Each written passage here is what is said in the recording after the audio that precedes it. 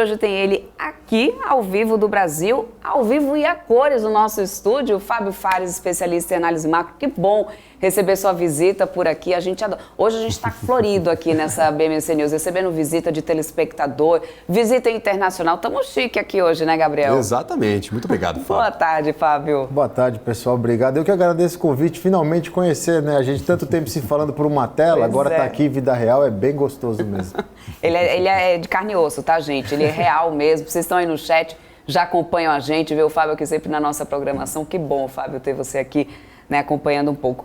Vamos lá, vamos começar falando também sobre trazer um pouco desse CPI primeiro. A gente até repercutiu aqui durante o período da manhã, assim que foi divulgado, né, esse CPI. A gente também teve dado de inflação do Brasil. Daqui a pouco eu chego nessa parte. Eu tive lá nos Estados Unidos, tive a possibilidade de passar uns dias por lá, senti um pouco na pele o que você já vinha relatando bastante aqui na nossa programação, mas a priori o mercado respondeu positivamente quando esse dado foi divulgado.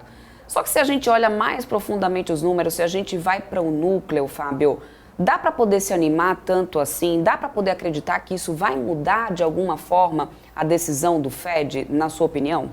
Olha, o núcleo ele mostra que os problemas do Fed estão se resolvendo de forma lenta, mas estão se resolvendo e sinalizando. A gente viu aluguéis melhores, a gente viu planos de saúde, a parte de healthcare melhor, mais soft, como eles falam nos Estados Unidos, mas ninguém que olhou o número, analisou e acompanha, criou motivo suficiente para falar, olha, não precisa mais subir, mas a gente cria um motivo para falar, não precisa subir mais tanto. Talvez assim, o mercado tira junho da jogada, junho já morre, agora maio está no jogo. Talvez mais uma alta de 25 está no jogo. A Mary Daly, um pouco antes da ata sair agora à tarde, ela até falou isso. Ela falou, olha, volta para a mesa a discussão de precisamos subir mais uma ou não. Inclusive já falando no singular, lembra que o Powell vinha falando sempre no plural, próximas altas. O mercado traz agora para um juros de 5, talvez 5,25 final. E o grande problema que a gente vai ter daqui para frente é quando corta. Começa a ansiedade do quando corta. Particularmente olhando para os dados, olhando para os indicadores que a gente tem e esperando atentamente a temporada de balanços que começa agora na sexta-feira, eu acho que não tem espaço para cortar tão cedo. Por mais que a gente veja uma inflação projetada para o final de ano de 3%, ele não vai cortar em julho como a curva está querendo precificar. Talvez não corte em agosto, talvez não corte em 2023. Tá? Mas o sinal foi muito bom, tanto que o mercado se anima. A gente vê o mercado querendo se animar. Talvez não se anime tanto, um pouco pelo que o Felipe falou da ata, que deixa várias lacunas ainda, crise do sistema financeiro, quais são os problemas e tudo mais. E também o grande ponto agora é, vamos ver a partir de sexta-feira, as próximas 4 semanas, resultados das empresas, porque elas são termômetro, elas vão falar daqui para frente como vai ser com esses juros. Maravilha, a gente viu algumas casas, se eu não me engano, a BlackRock, vou tirar o nome aqui da jogada porque minha memória me pegou aqui e me está pegando algumas peças. Nós já vimos algumas casas precificando uns juros no final ali, um juros terminal em 2023 a 6% há alguns meses atrás, algumas semanas atrás inclusive. É um cenário factível ou esses dados eles já afastam os Estados Unidos desses juros excessivamente altos e historicamente mais altos? Você acredita que há espaço para um aumento tão brutal nos juros até atingir ali os 6%, como algumas casas defendiam nos relatórios publicados há pouquíssimos tempos? Então, como que você enxerga esse cenário para 2023, para final de 2023? Tem como subir tantos juros ou a conversa agora ela já está, como você bem mencionava, nesse patamar de manutenção? Talvez não corte tão rápido, mas vá subir menos os juros. Olha, eu acho o seguinte, eles caminhava para 6, 6,5 até vir a crise bancária. A crise bancária ela traz uma série de problemas que nessa hora são positivas para o Fed, como que crise de crédito. Você começa a represar crédito, você não empresta dinheiro, as pessoas saem correndo para trocar depósito de um lugar para o outro e não quer saber de gastar porque fica com medo. Vamos lembrar, 2008 foi outro dia. O cara está sentindo na pele ainda a lembrança de 2008. Então isso ajudou muito o Fed. Por mais que nós sabemos e vemos que ainda tem um excesso de poupança nos Estados Unidos que pode virar consumo, a gente também está vendo demissões, o que inibe um pouco o consumo, por mais que tenha pleno emprego. Então a gente vai começar a querer entender agora das empresas. Quais são as perspectivas? Vai ter mais demissão? Demissão, você acaba represando condições financeiras, como você falou, Nata, já estão apertadas, eles vão apertar um pouco mais, ou mantê-las apertadas por um espaço de tempo maior. O americano não sabe o que é isso. Eu estava conversando com o Felipe, a gente gravou um podcast justamente sobre isso. O americano não sabe o que são juros reais, positivos, por um longo período. O americano se endivida, o americano gasta, ele vai aprender da maneira que o brasileiro aprendeu a vida inteira, porque a gente tem um problema de inflação recorrente. Para eles é novo. Eu não acho que o Fed tem mais necessidade de levar os juros acima de 5,25. Talvez, se alguma coisa nesse meio do caminho mudar, 5,5%, o 6% antes da crise bancária era uma quase realidade. Hoje eu acho que seria exagero. Agora, Fábio, eu quero até pegar o gancho que a gente vem conversando. O Gabriel muito bem trouxe aqui algumas frases aí da ata do Fed, alguns destaques da ata do Fed. E a gente tem temporada de resultados começando aqui, a gente tem, né, sempre começando pelos bancões lá nos Estados Unidos. Na ata do Fed, os dirigentes diziam que concordam que o sistema bancário dos Estados Unidos é sólido e resistente. Bom, temos aí temporada de resultados que vem pela frente, começando pelos bancões, que vão mostrar realmente se tem toda essa resiliência, esse sistema bancário, mas não dá para a gente esquecer o que aconteceu com o Silicon Valley Bank, né? Então, meu questionamento é tão sólido e resistente assim, na sua opinião, porque essa crise do que aconteceu com o Silicon Valley, eu acho que não deixa os outros bancos ali imune, né, diante do cenário econômico que a gente tem, não só nos Estados Unidos, mas no mundo todo. É pontual, Débora. Eu acho que a gente tem que ser bem honesto e olhar para o Silicon Valley Bank, para o Signature Bank e para o Silver Lake, se eu não me engano o nome do terceiro. Silvergate. É isso. Bancos extremamente nichados em nichos que sofreram muito, que é a startup, cripto, as coisas que necessitam de dinheiro, e os bancos, durante um longo período pós-Covid, não tinham demanda de empréstimos, então eles estavam com muito dinheiro represado, foram alocar esse dinheiro, porque banco não fica com dinheiro parado em caixa, e alocaram quando os juros estavam começando a subir. As empresas começam a sofrer, o que acontece? Eu preciso pegar dinheiro para pagar minhas contas. Vai ao banco pegar dinheiro, quando o banco realiza a venda de títulos para poder cobrir o saque, o mercado sente o cheiro, opa, está tomando prejuízo aí, vamos fazer conta. O mercado não tem amor. O mercado funciona nas ineficiências. Acharam uma ineficiência, foram para cima. O banco quebrou. É diferente. Tentaram fazer isso com o First Republic, logo em seguida, que é um banco que é de outro tipo de nicho, e não conseguiram. Tanto que os próprios bancões, Citi, Goldman, JP, foram lá e depositaram 30 bi no caixa do cara. E o Fed já garantiu que não vai ter mais esse problema. Ainda falaram que se precisar de mais, a gente deposita mais. Deposita mais. O sistema financeiro americano, ele é sólido, ele é bem regulado. Aprendeu em 2008. Ele não era. Por isso que 2008 aconteceu. Ele aprendeu em 2008. A gente não pode confundir as coisas. O que é problema, e o próprio Buffett falou muito sobre isso esses dias, tem uma matéria enorme dele hoje falando que vamos ter mais problemas com alguns bancos. Anos de juros zero, pessoas que não administram o dinheiro com competência. Juros altos demandam competência. Brasileiro sabe fazer isso. Pega qualquer gestor brasileiro, eles dão um nó em pingo d'água com inflação e juros altos. O americano não sabe. Então, por isso que o Fed já se antecipou e falou, olha, dinheiro tem, ninguém vai precisar quebrar mais. Agora, o mercado vai testar todos os lados. O que vamos ver nesses resultados? Os grandes, cheios de dinheiro, tranquilos, e os pequenos, com a garantia do Fed. Eu não acho que vamos ter uma crise do sistema financeiro. O que a gente vai ter é uma curva de aprendizado de todos os componentes da economia americana de conviver numa realidade de 5% ou mais de juros por um longo período. Porque até se a gente for analisar a ata, americano gosta de estatística e o mercado é cheio de estatística. A palavra mais usada, a frase mais usada pelo Fed nos últimos 12 ou 16 meses, longo período. Juros altos por um longo período. Ele sempre falou que não sabia onde ia parar de subir, mas ele sempre deixou claro que ia manter alto por um longo período. Isso é novo para todo mundo lá. Maravilha. Inclusive, para você que está nos acompanhando, acha que marcação a mercado é brincadeira, aí, meu cara, tem banco quebrando por conta disso, né, Débora Oliveira? Então, cuidado, você que é investidor e está nos acompanhando, marcação a mercado é uma coisa séria, pode complicar aí as suas contas. Você acha que está ganhando dinheiro no final, está tomando uma burdoada, né, Débora Oliveira? Então, isso aí. Tem que sempre tomar cuidado com essas coisas. Ponto a ser observado. Antes de continuar, se você fazer mais pergunta aí, Gabriel, deixa eu só trazer aqui o pessoal do chat. Tá em polvorosa aqui, hein, Fábio? Deixando vários recadinhos aqui.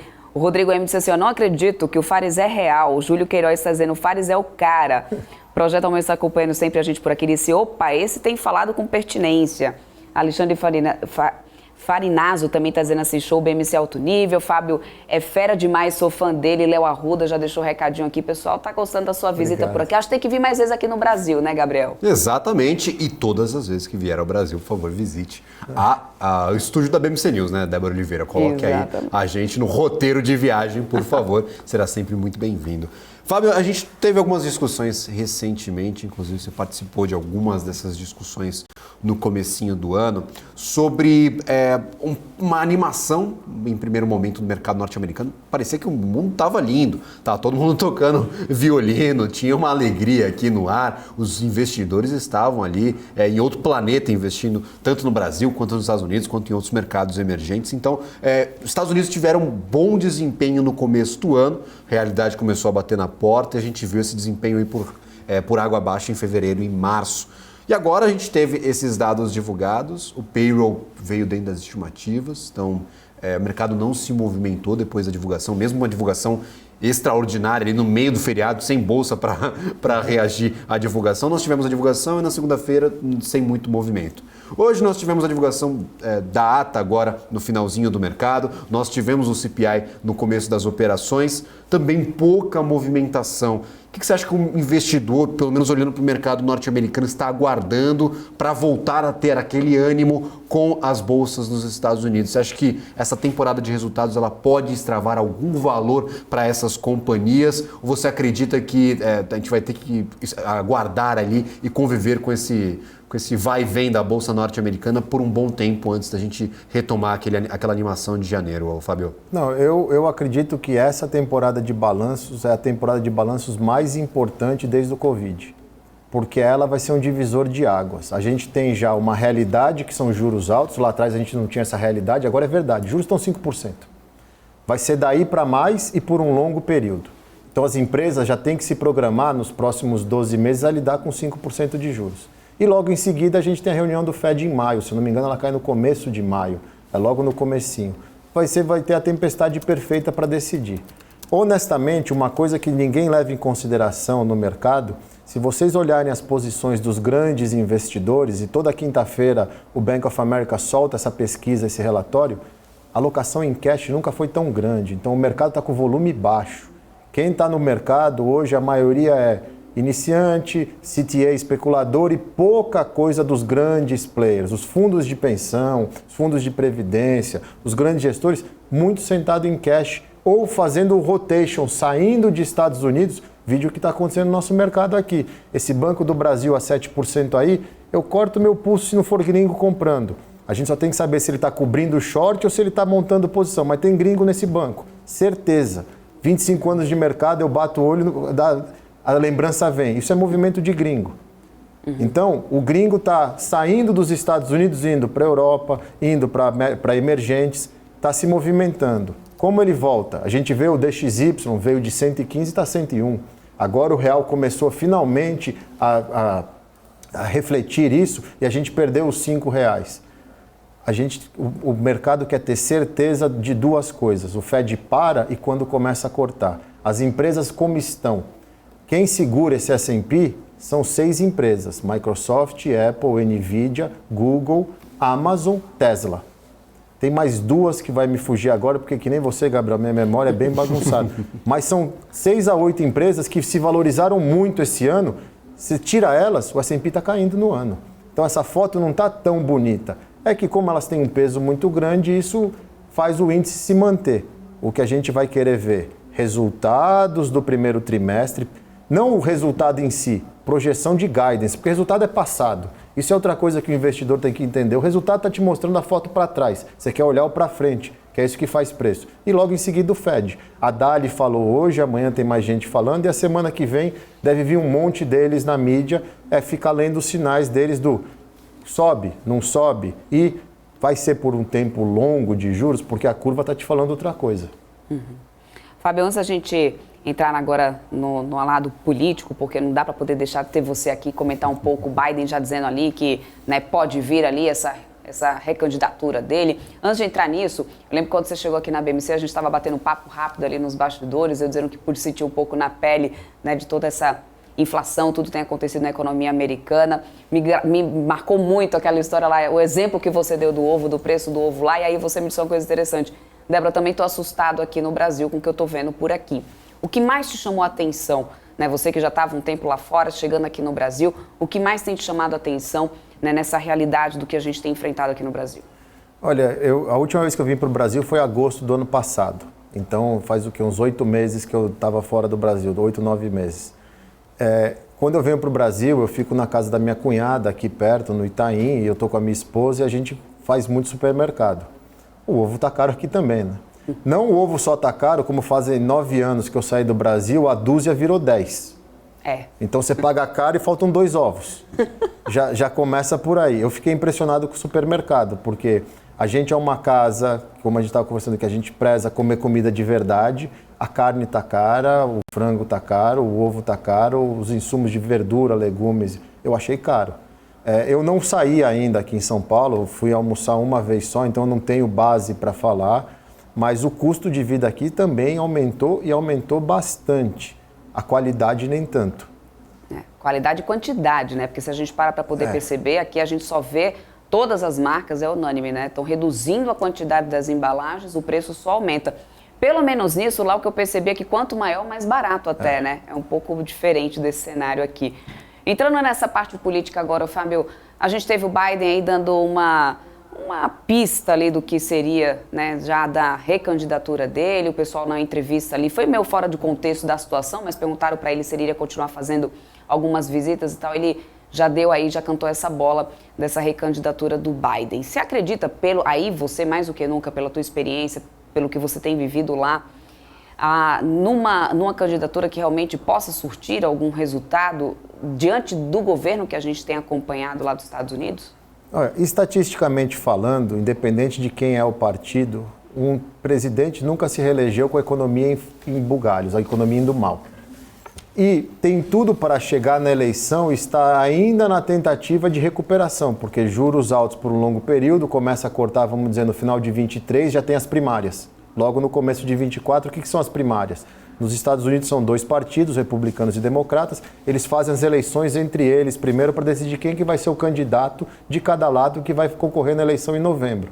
Primárias, se eu não me engano, começam no primeiro tri, começo do segundo trimestre, que seria mais ou menos agora, entre abril e maio, é a eleição e começa a campanha presidencial para a eleição em novembro. De um lado, a gente tem Biden e tem o Kennedy, né? O Richard Robert Kennedy, que é um dos Kennedys, falou que vai concorrer. Tem uma independente muito interessante, que era democrata, que era Tulsi Gabbard, que saiu dos democratas por causa do lado radical do Biden, Sanders, Ocasio-Cortez, e agora está independente, que pode ser uma candidata interessante. Do lado dos republicanos, a gente tem o Trump, que é muito barulho, e o DeSantis, governador da Flórida, por enquanto, como grandes forças.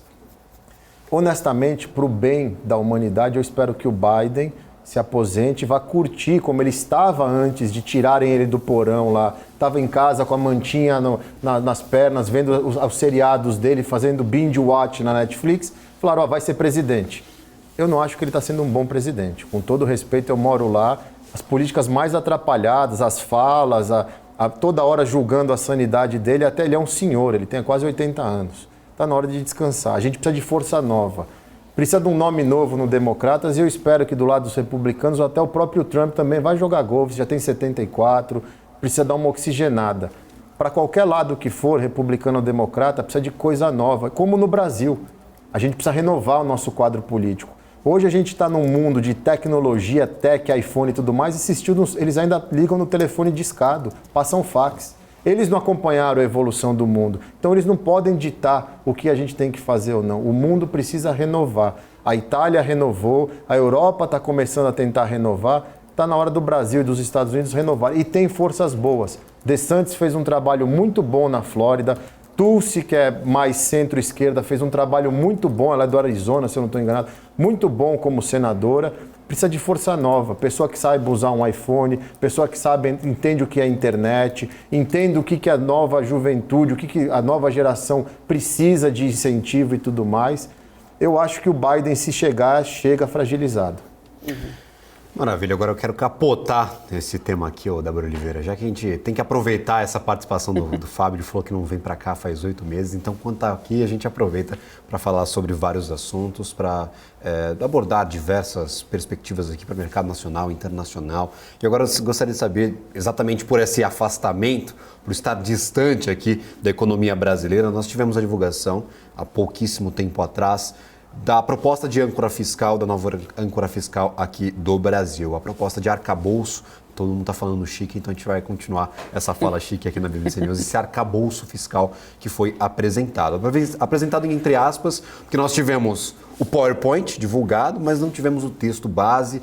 Era para sair na sexta, tá uma bela de uma confusão, vai sair na segunda. Então, a gente nem sabe quando que vai sair esse texto, né, Débora Oliveira? Acho que nem o governo sabe quando que ele vai publicar, porque ainda está, claro, em redação. E eu gostaria de saber especificamente sobre o arcabouço fiscal, essa demora na apresentação, essa possibilidade de ser alterado nas casas legislativas. Ele é sólido o suficiente para passar por um congresso e não sentir muito com essa votação, porque a gente sabe que algumas propostas elas entram de um jeito e saem de completamente outro. Então, a proposta de arcabouço fiscal, ela é sólida o suficiente para entrar num congresso e resistir, ter essa resiliência à votação, à discussão dos nossos parlamentares, ou se acredita que ainda faltam muitas lacunas a serem preenchidas e talvez essas lacunas em aberto, esses espaços em branco, eles possam ser preenchidos ali com aquelas invenções mirabolantes do nosso Congresso Nacional. Como que você enxergou essa proposta, essa apresentação do arcabouço fiscal?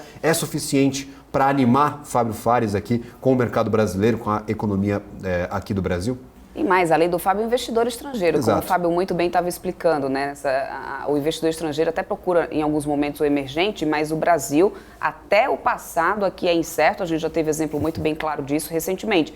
Né? Então, esse arcabouço como tal é o suficiente, também já complementando o Gabriel, para atrair novamente o investidor estrangeiro, Fábio? Olha, a gente está vendo que desde que o governo, né, o ministro da Fazenda, anunciou o esqueleto do arcabouço, vamos chamar assim, não é um rascunho, já é um esqueleto. Vai mudar algumas coisas, eles não conseguiram apresentar tudo, mas o esqueleto a gente já consegue entender. Até hoje o André Esteves, da BTG Pactual, elogiou bastante, falou que isso pode trazer um superávit primário, que vai dar um upgrade nos preços dos ativos brasileiros.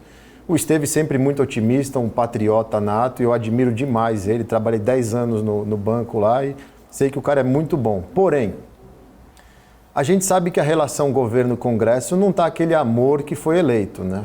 A gente já viu Lira e Pacheco se desentendendo, não deram o dedinho. A gente já viu Lira mais barulhento e estamos vendo um mandato, o terceiro mandato do presidente, que foi eleito à base do amor, que não está tendo todo esse amor, seja ele com as coisas que falou, seja o Congresso e a base aliada dele com as expectativas que tinham. Talvez essa viagem para a China sirva para todo mundo juntinho ali, porque tem uma comitiva muito grande, chegarem em acordos, enquanto o vice, que esse sim sabe fazer articulação de apagar incêndio, o Alckmin, consiga resolver algumas coisas aqui. Hoje ele já falou muita coisa interessante, o Galípolo falou em Nova York para investidor ontem que teria novas medidas do arcabouço para ser anunciada, o Haddad depois falou que não. Esse que é o problema, a comunicação entre eles às vezes é de ruídos. O arcabouço não é aquela coisa maravilhosa, mas é o que temos, é assim que o gringo funciona. Ele olha o que tem, entende o cenário e vê como que ele pode rentabilizar em cima disso. A melhor coisa que eu aprendi nos meus quase 11 anos trabalhando fora, eu fiquei 2 anos de 2006 a 2008 e agora desde 2014 lá, o gringo ele é razão, ele faz conta, vê risco-retorno e investe. O gringo gosta do Brasil porque o Brasil, além de ter excelentes tipos de ativos, ele é extremamente regulado. A gente nunca teve problema de calote, de ilegalidade, o mercado é extremamente regulado. Isso a gente tem que elogiar sempre aqui no Brasil. E dos emergentes somos o melhor, o mais bonito que tem para o gringo. O gringo está gostando. Olha o que está acontecendo com o câmbio. O governo emitiu títulos de dívida semana passada, de 10 anos. Teve demanda para emitir 5 vezes o que ele queria vender. Vendeu 2,5 bi, podia ter vendido quase que 12 numa taxa boa. Isso é um bom sinal para o Brasil. O problema é o amanhã. Entendeu? Porque do mesmo jeito que o gringo vem cheio de amor, ele vai embora num segundo. Ele não está nem aí. E a gente que fica. Então, se Congresso e governo não chegarem num acordo que seja bom no médio e longo prazo para o país, o sistema bate e volta. O dinheiro que veio vai sair, porque o gringo não tem amor. E quem precisa que esse dinheiro fique somos nós. O Brasil precisa de financiamento. O arcabouço precisa melhorar algumas coisas e não pode desidratar tanto no Congresso. O que vai pleitear isso? A relação. E agora vai ser o primeiro grande teste. Depois de 100 dias, a gente vai ter o grande teste, primeiro grande teste do governo no terceiro mandato em relação a isso. Eu acho que vai ter muita negociação. E uma coisa que nós já vimos. Não tem aquele dinheirão todo que tinha em 2003, não tem o dinheirão todo de 2008, não tem dinheiro. Então vai ter que ser na negociação pensando no país. Vamos ver o resultado, porque só foram 100 dias de 4 anos. Maravilha. Eu queria destacar um dos comentários aqui no nosso chat do Marcelo, dona Débora Oliveira, falando que quem não segue o Fábio é louco. Então já deixo aqui a minha opinião também. Por favor, sigam o Fábio Fares em todas as redes sociais. Eu sigo lá, já tô lá faz tempo, hein, gente? Das redes aí, por favor. O Marcelo tá deixando aqui no nosso chat. Quem não segue é absolutamente louco, alucinado, né, Débora Oliveira? Então já repete aí, qual que é o seu arroba, Fábio, para o pessoal te encontrar aí nas redes sociais? Como pode te encontrar? É @Fábio Fares, aí tem um underline, porque algum malandro roubou o Fábio Fares e eu não consegui recuperar. Então é Fábio Fares, um underline, um tracinho lá embaixo. Eu agradeço. Eu tento usar a rede social como instrumento de trabalho. Não tenho... Até a minha esposa fala, você tem que humanizar mais. Eu não sou muito humanizado para esses aspectos. Eu acho que eu consigo agregar trazendo experiência. Eu vivo o mercado há 25 anos. Quando eu comecei, eu nunca imaginaria que estaria sentado aqui falando com um investidor pessoa física, que era uma coisa em 98 que não existia no nosso país e a gente evoluiu bem. E uma coisa muito boa, o Brasil cresceu, o mundo cresceu, hoje o brasileiro investe no mundo inteiro, se quiser, do seu celular, sentado em casa, e a minha grande missão é tentar ensinar isso para o brasileiro. O Brasil é maravilhoso, é um baita país, tem instrumentos, tem um CDI, que é uma coisa linda. É a única coisa no país que tem que ser sempre gorda para o investidor, é o CDI. Porém, o mundo é bom também e o brasileiro precisa se expor ao dólar. Ele precisa se expor à moeda forte para preservar patrimônio. A Débora estava lá passando férias, ela sabe que com o dólar a 5, passar férias lá é um negócio que você vai no contado na vírgula. Exatamente. Né? Esse negócio de comprinhas, nada não, hein, gente? Dá não. Esse negócio de, eu vou lá nos Estados Unidos fazer as comprinhas, renovar o guarda-roupa, esquece. Não. Esquece que isso não existe mais, pelo menos não por enquanto, né, Fábio? Então eu convido a todos a tentarem estudar. Tem tanto conteúdo, eu tento passar, tem mais um monte de gente excelente na internet. Tem aqui todo dia notícia, informação. Se pauteiem por informação boa, sem viés, e olhem para investir um pouco no exterior, um pedaço do patrimônio de vocês, porque preservar valor no longo prazo, por enquanto, tem que ser em moeda um pouco mais forte que o real. Vocês estão vendo, a cada 3 anos e 11 meses, tudo muda no nosso país. A gente daqui a 3 anos e pouco pode mudar de novo. E quem sofre é o investidor. Então, olhem com carinho investir em dólar ou investir em moeda forte. Não precisa ser nos Estados Unidos, pode investir via Europa. O mundo está aberto para os investimentos e vocês deviam buscar isso também. É isso. Que maravilha poder te receber aqui, né, na nossa casa. Fábio, seja sempre bem-vindo, sempre você será bem-vindo aqui na nossa programação. Muito obrigada, tá então, Fábio Fares, especialista em análise macro, sempre contribuindo aqui na nossa programação. Muito bom te receber, hein, Fábio? Muito obrigado, prazer conhecê-los pessoalmente, finalmente, depois de tanto tempo. E pode ter certeza que sempre que eu voltar, você viu que eu vim até com as cores da BMC. Olha aí, só, já está preparado. Vim preparado, aqui já estou com o uniforme, então sempre que precisar estou à disposição. Já é da casa. Muito obrigada, Fábio. Até uma próxima. Tchau, tchau. Tchau.